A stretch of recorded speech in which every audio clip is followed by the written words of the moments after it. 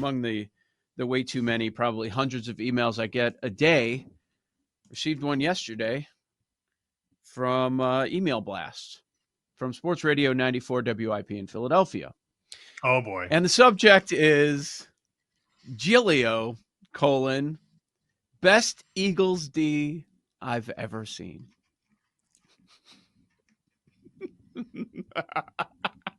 If you're not watching on video, I'm just shaking my head.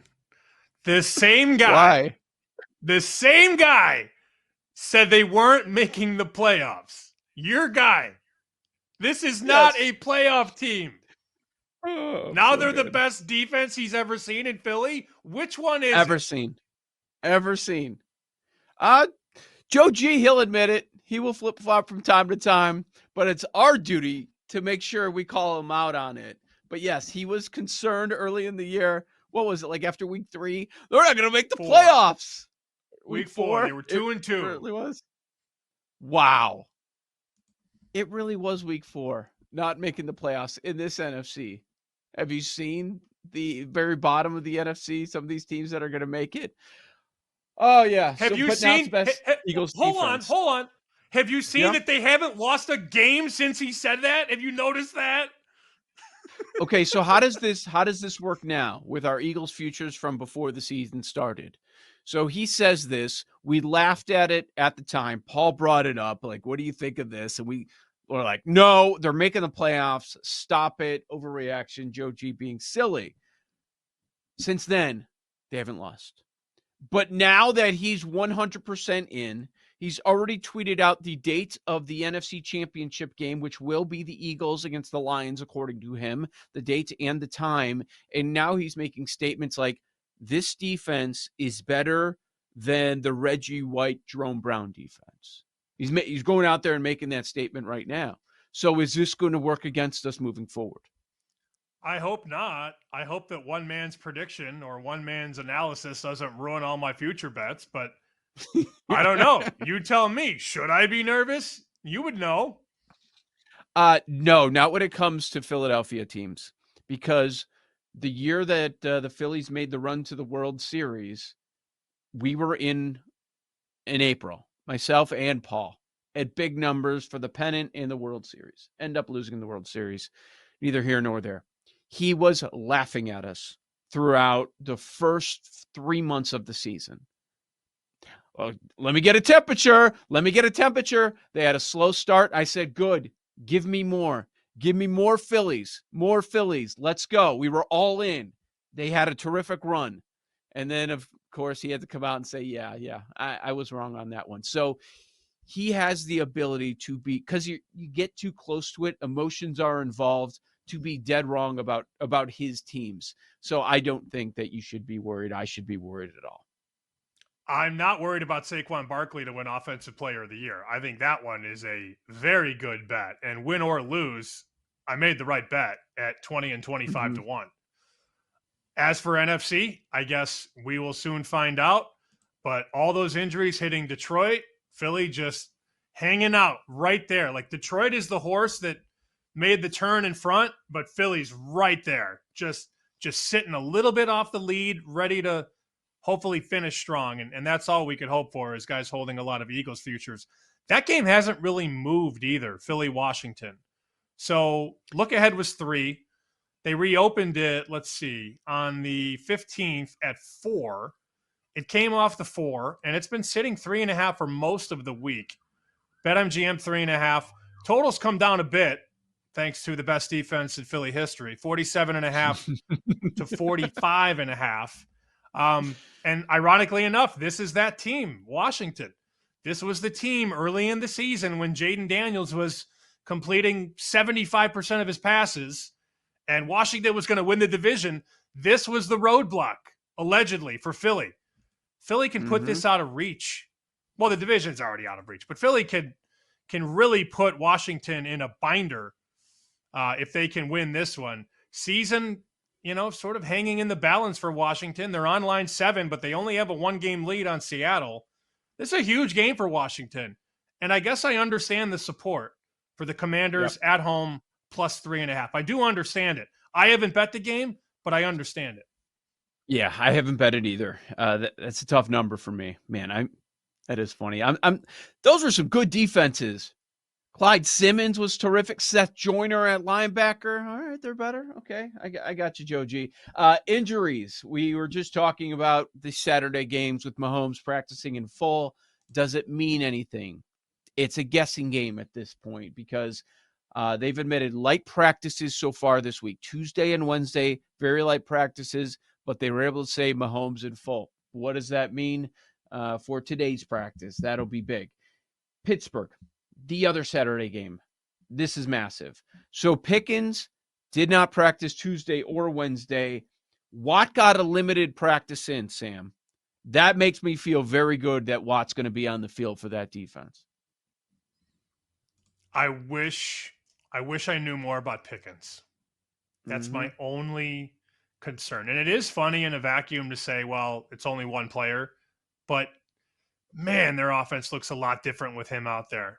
And, odds makers would tell you George Pickens is worth like a point, maybe a point and a half. But I really want him out there before I bet Pittsburgh. And it is ironic if he gets ruled in, this will come off 6.5. And if you want to gamble on him being available, you certainly can. It's a free country, last time I checked. Where does the number close if Watt and Pickens are in? My guess is 5.5. That's my guess. Oh, okay. Yeah, they're probably playing it in between right now. I was thinking 6, but I could understand 5.5. There will absolutely be support. Maybe not as much because of what happened with Pittsburgh last week, that's fresh in people's minds. But yeah, if they are both in, I'm sure there are people waiting, kind of reading the tea leaves. Like if they think that they're both going to be in, they're definitely going to be betting on the Pittsburgh Steelers. And you're right. And it's funny to say it's a point. That's the reality. But it does feel like he means more than 1 point. Yeah, the I'm offense not down willing the to say field that, but is a lot better with him out there. It just is. And you have that deep threat. You have to account for it. Safeties have to drop. It opens up the middle. It's a game changer when he's out there. He's a game changer at this point in his career. Seattle Seahawks going up against the Minnesota Vikings. So Geno Smith, the big question earlier in the week, there was this assumption, oh, he's not going to be ready for this one. Maybe he'll be ready for the Bears game next Thursday. Well, he's been practicing in full. They announced he was going to practice yesterday, and the first practice of the week for Seattle, they called him in full. However, both running backs did not practice on Wednesday. Kenneth Walker and Charbonnet did not practice.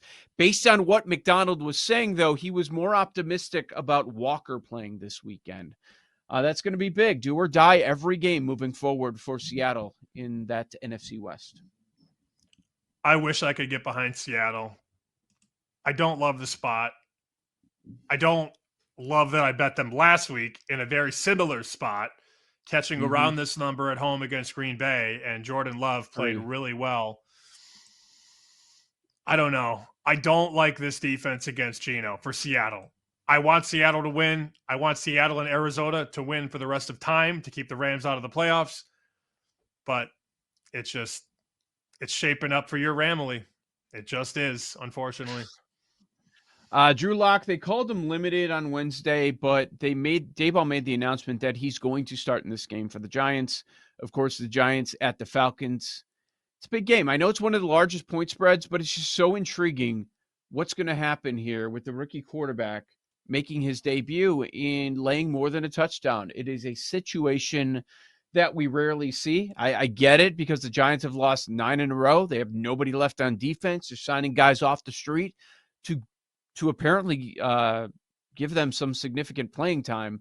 So, you want to talk about a soft landing in a rookie debut. I mean, in the betting world, that seems tough, laying more than a touchdown. But look, going against this Giants outfit, this is perfect from the Falcons' point of view. If you're going to make the move, like this is the spot to make the move. No doubt. And I think there was obviously some calculation involved. When do we want to bring him in? When do we showcase him to the league? This is a really good spot. I mean, you don't want to do it against a playoff team. I'm glad they made the switch. Some organizations would have let him sit on the bench all season. Let's be real. How many coaches have we seen that probably should have made the change, or the GM should have made the change, made the phone call, get this guy in, a lot of times you don't see it. But in terms of Yep. schedule, you nailed it. This is the perfect time to give Michael Penix a shot against arguably the worst team in the NFL. Uh-huh.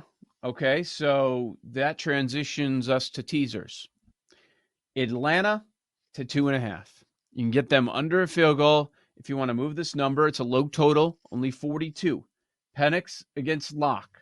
And what some people view as a team that has quit on the season in the Giants. Would you include the Falcons minus 2.5 in a teaser leg? I think about it. I'm more of a dog up guy, Mm-hmm. as you know. Like Carolina to 10.5. I know people say, "Oh, you can't do that. You can't tease through 10." Well, yeah, the hell I can't. Take me from 4.5 to 10.5 through 7, 8, and 10 with a Carolina team that's been really good as of late. Now, granted, they didn't take care of business last week as a favorite, but pressure does burst pipes, especially in Carolina. Now that they're back in that dog role, small dog, yeah, I could get behind Carolina from 4.5 to 10.5. Why not? And then, Okay. the other one to think about is, Baltimore down 6.5 just to win the game. If Watt plays, if Pickens plays, are they efficient? Are they able to do everything they're supposed to do? I don't know. That will be a very popular leg, 6.5 to just win the game. But I think Baltimore wins at home. Don't you? I do.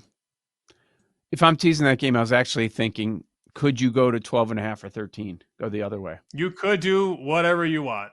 I hate when people tell you can't do this, you can't do that. Yes, you can. Yeah. And what you're talking about, you're not going through 3 and 7, but you're going through one of those and, a secondary key number. So, I mean, going through a 10 with the Carolina one, that's kind of interesting to me. What about tonight? Said you'd like to tease up. What about Denver to 8.5 against these Chargers? That's a low total. That seems like a pretty good look. Yeah, I mean, that's really the only dog that you can go through 3 and 7 with, right? I'm not seeing any other 2.5. Well, I guess you could take Jacksonville up from 1.5, but I'm not touching that game. I would rather drink bleach than bet that game. Yeah, there's not. I mean, there's not many other 1s or 2s out there. Everything else is 3 or higher. So overall, are you having a tough time with sides this week? Overall, yeah, I don't love a lot. I will bet the Jets because I'm a glutton for punishment. I will bet the Jets plus 3.5, and I might lay it with Buffalo. I know Buffalo just had the win of its season. The Patriots, to me, are going to get blown off the field. Blown off the field. Yeah, that's going to get really ugly, you would think. They don't even have to go 100%. But Josh Allen's also going for this MVP. Just they also shut Lamar don't down. like the Patriots. They do not like the Patriots. Yep. Yeah, I could. And keep in mind that they have not played yet. They're going to play twice in the last 3 weeks here. So it's probably going to be ugly. Now, maybe the next time around, you pummel them here, and then who cares? Last week, third playoff spot will likely be set at that point. Maybe they're set in as locked in as the 2 seed there. But yeah, you take care of business. And this one's at home. Oh man, they're going to want to destroy them. All those years of it, all the division all being about New England. Yeah, I think you're right there. That's going to be a good spot. 2 touchdowns laying that number. We might get to 14.5, won't we? Just like that Green Bay game. You could. I mean, there's a couple 14.5s right now starting to pop. So if you do like Buffalo and you know you're going to bet them, I'd rather you lay 14 than wait and have to lay a worse number.